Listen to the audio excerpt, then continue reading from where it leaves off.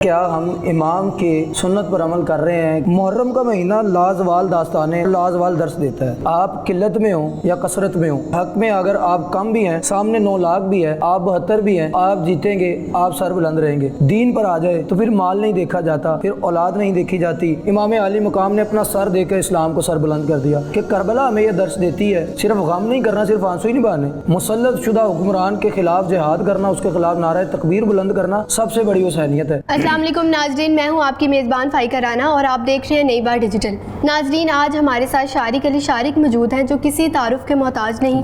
محرم الحرام کے بارے میں ان سے تھوڑا سا جانتے ہیں۔ تو جی شارق بتائیے گا کہ محرم الحرام ایک حرمت والا مہینہ کیا درس دیتا ہے ہمیں؟ سب سے پہلے تو آپ کا بہت شکریہ کہ آپ نے گفتگو اور اس معتبر اور اس حرمت والے موضوع پہ گفتگو کا موقع دیا۔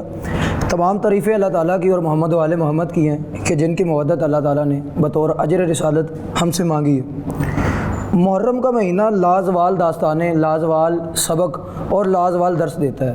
محرم کا مہینہ سب سے پہلے تو ہمیں یہ بتاتا ہے کہ آپ قلت میں ہوں یا کثرت میں ہوں، یہ نہیں دیکھا جاتا۔ آپ یہ دیکھیں کہ آپ حق پہ ہیں، اور حق میں اگر آپ کم بھی ہیں، سامنے 9 لاکھ بھی ہے، آپ 72 بھی ہیں، تو آپ جیتیں گے، آپ سر بلند رہیں گے۔ محرم کا ماہ ہمیں یہ بتاتا ہے کہ امام علی مقام نے دین کی سر بلندی کے لیے اگر بات دین پر آ جائے تو پھر مال نہیں دیکھا جاتا، پھر اولاد نہیں دیکھی جاتی، پھر اپنی جان نہیں دیکھی جاتی۔ اب اسلام کو سر بلندی کی تمنا تھی، امام علی مقام نے اپنا سر دے کر اسلام کو سر بلند کر دیا۔ اس کے علاوہ جو مینلی اب اس وقت فوکس کرنا چاہیے ہمیں کربلا کے اس درس پہ، کہ کربلا ہمیں یہ درس دیتی ہے کہ صرف امام حسین کے لیے رونا نہیں ہے، صرف غم نہیں کرنا، صرف آنسو ہی نہیں بہانے، ان کے لیے روئیں، ان کا غم منائیں کہ یہ بڑا غم ہے، رسول اللہ نے منایا۔ لیکن اس وقت مسلط شدہ حکمران کے خلاف جہاد کرنا، اس کے خلاف نعرہ تکبیر بلند کرنا سب سے بڑی حسینیت ہے۔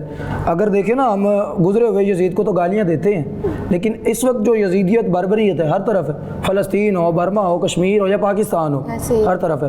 تو موجودہ دور میں بھی یزید کے خلاف اٹھنا، یزیدیت کے خلاف اٹھنا جو ہے وہ سب سے بڑی حسینیت ہے، اور کربلا اسی کا درس دیتی ہے۔ اچھا، امام حسین نے اتنی قربانیاں دی، ہمارے لیے اپنی جان تک قربان کر دی، تو کیا ہم اسی طرح سے اپنی زندگی گزار رہے ہیں؟ ہاں، یہ خاصا کٹھن سوال ہے۔ کیا ہم امام کی سنت پر عمل کر رہے ہیں؟ کیا ہم رسول اللہ صلی اللہ علیہ وآلہ وسلم کے اسوہ حسنہ پر اور بتائے ہوئے راستے پر چل رہے ہیں؟ تو اس سوال کا جواب یہی ہے کہ اگر ہم چل رہے ہوتے تو ہر جگہ پہ ہم مار نہ کھا رہے ہوتے، ہر جگہ پر ہم رسوا نہ ہو رہے ہوتے۔ ہماری کتاب وفاقی ہدایت نامہ جو اللہ تعالیٰ نے نازل کیا قرآن، سویڈن جیسا بدبخت ملک اس کی بے حرمتی کرتا ہے۔ کیوں؟ کیونکہ we are divided into parts. انہوں نے کیا کیا کہ ہم کو توڑ دیا۔ سب سے پہلے تو قرآن نے درس یہ دیا تھا کہ وَاعْتَصَمُوا بِحَبْلِ اللَّهِ جَمِيعًا وَلَا تَفَرَّقُوا، اللہ کی رسی کو مضبوطی سے تھام لو، تفرقے میں مت پڑو۔ لیکن آج ہم بٹے ہوئے ہیں، ہم شیعہ ہیں، سنی ہیں، وہابی ہیں، دیوبند ہیں، یا جیسے بھی ہیں۔ اس کے علاوہ اگر ذات برادری میں دیکھیں تو ہم بٹے ہوئے ہیں۔ رسول اللہ صلی اللہ علیہ وآلہ وسلم نے ہمیں قرآن کی تعلیم دی، فرمایا کہ میں تم میں 2 چیزیں چھوڑ کے جا رہا ہوں، ایک قرآن اور ایک اطرت اہل بیت۔ لیکن ہم نے ان دونوں کو چھوڑ دیا۔ جب ہم نے ان دونوں کو چھوڑا تو جو دوسرے لوگ تھے، جو غیر مسلم تھے، وہ ہم پر غالب آنے کی کوشش کر رہے تھے۔ ہاں، آخر میں تو اللہ کا دین ہی غالب آئے گا، لیکن اس وقت جو حالات نظر آتے ہیں تو اس کا مطلب سب سے بڑی وجہ یہی ہے کہ ہم جو ہے رسول اللہ کے بتائے ہوئے راستے سے جو ہے وہ شاید نہیں، یقیناً بڑا دور ہے۔ وہ اقبال فرماتے ہیں نا کہ وہ معزز سے زمانے میں مسلمان ہو کر اور تم خوار ہوئے تاریک قرآن ہو کر۔ اچھا، جو مجالس ہوتی ہیں اس میں عورتوں کا جانا جائز ہے؟ بالکل، عورتوں کا جانا ہے، مجلس عبادت ہے، ذکر امام علی مقام ہے، امام حسین علیہ السلام۔ دیکھیں کہ کوئی بھی عورت جو ہوتی ہے نا، وہ صرف ایک عورت نہیں ہوتی، وہ ایک پوری یونیورسٹی ہوتی ہے۔ اس نے آنے والی اپنی نسل کی تیاری کرنی ہوتی ہے۔ تو جب ذکر علی امام ہوتا ہے، جب امام علی مقام کا ذکر ہوتا ہے مجلس میں، تو میرا خیال ہے ماؤں کو، بہنوں کو، بیٹیوں کو آنا چاہیے تاکہ ان کو پتہ چلے کہ امام علی مقام کا ذکر جو ہے، امام علی مقام کا جو کردار تھا وہ کیا تھا، آپ کی جو ہمشیرہ تھی امام علی مقام کی، ان کا کردار کیا تھا، عورت کے لیے پردے کی کیا اہمیت ہے، عورت کے لیے اگر دین کی بات آ جائے، اپنے گھر والوں کے لیے لڑنا پڑے تو عورت کس طرح سے جو ہے ایک مضبوط دیوار بن جاتی ہے۔ اچھا، کہا جاتا ہے کہ اہل تشیع اور اہل سنت آپس میں بہت سارے وہ ڈفرینسز رکھتے ہیں، تو کئی جگہ پہ اہل سنت جو ہیں وہ اہل تشیع کو کافر سمجھ رہے ہوتے ہیں، اور ایسے ہی کوئی اہل تشیع اہل سنت کو نہیں مانتے۔ نہیں، ایسی پہلی سب سے بات ہے کہ ہم تو کبھی بھی اہل تشیع کسی کو بھی کافر، منافق، مرتد، مشرک کچھ بھی نہیں سمجھتے۔ ہمارے لیے جس نے کلمہ پڑھا ہے وہ مسلمان ہے۔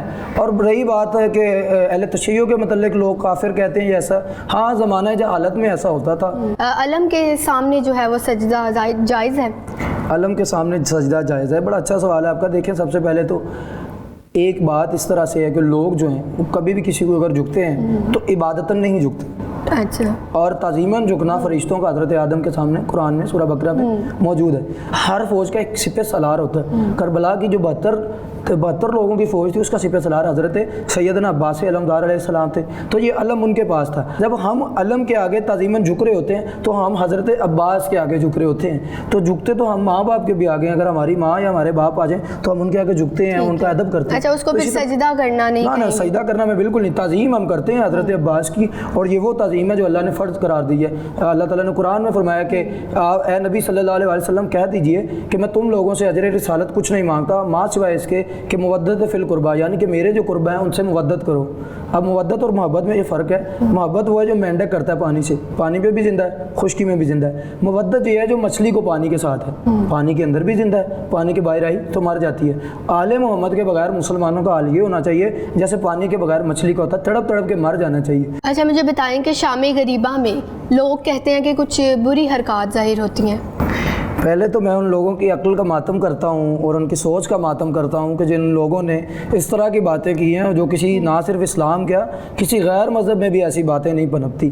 یہ پروپیگنڈاز تھے جو لوگوں نے کیے. کیونکہ ذکر علی امام سے لوگوں کو روک سکیں. لوگوں نے اس طرح کی باتیں اور اس طرح کی افواہیں پھیلائیں. جی سبیل میں پانی کے اندر جو ہے نا خون کاٹ کر اپنا جو ہے نا خون ڈال دیتے ہیں, اور یہ بھی کہا جاتا ہے کہ ذوالجناح کو پہلے مطلب اس طرح کی یہ ساری باتیں جو ہے نا وہ ساری افواہیں جو ہیں ان لوگوں نے بنائی ہیں جن کا صرف اور صرف مقصد یہ ہے کہ لوگ ذکر سے رکیں, ذکر امام علی مقام سے رکیں. یہ وہی لوگ ہیں جو رسول اللہ سے ملنے سے لوگوں کو روکتے تھے, آج امام حسین کے ذکر سے روکتے ہیں. جب کوئی اہل تشیع دعا کرتا ہے تو وہ کہتا ہے کہ مولا علی ہمیں یہ عطا کرے, تو ہم اللہ سے کیوں نہیں مانگتے؟ اللہ نے جب ڈائریکٹ بولا ہے کہ مجھ سے مانگو, کسی کا محتاج نہیں میرے. آپ کی یہ بات ٹھیک ہے کہ اللہ تعالیٰ سے ہی مانگنا چاہیے. ہماری تمام تر عبادات جو ہیں, ہماری جو خواہشات ہوتی ہیں, مرادیں ہوتی ہیں, ان کا مرکز و محور اللہ تعالیٰ ہی ہوتا ہے. لیکن اللہ تعالیٰ فوری جو ہے نا ہماری نہیں ایسے سن لیتا. اللہ تعالیٰ پہلے کہتا ہے کہ میرے ان بندوں سے پیار کرو جن کی پیار کرنا میں نے واجب قرار دے دیا, تو ان سے محبت کرو. جب ہم ان سے محبت کرتے ہیں نا تو ہم کہتے ہیں, اب آپ نے کسی ہائر اتھارٹی سے کام کرنا ہو نا تو آپ کہہ دیں کہ آپ ذرا پلیز کہہ دیں, تو ہم بھی یہی سمجھتے ہیں کہ ہم ان کا وسیلہ دیتے ہیں, ہم ان کے توسل سے مانگتے ہیں, اور ہم ان کے صدقے اللہ سے مانگتے ہیں کہ اللہ تو اس سے بہت پیار کرتا ہے تو اس کے صدقے جو ہے ہمیں بھی عطا کر. تو جی ناظرین, گفتگو کا اختتام کرتے ہیں اسی کے ساتھ اپنے میزبان فائقہ رانا کو دے اجازت. اللہ حافظ.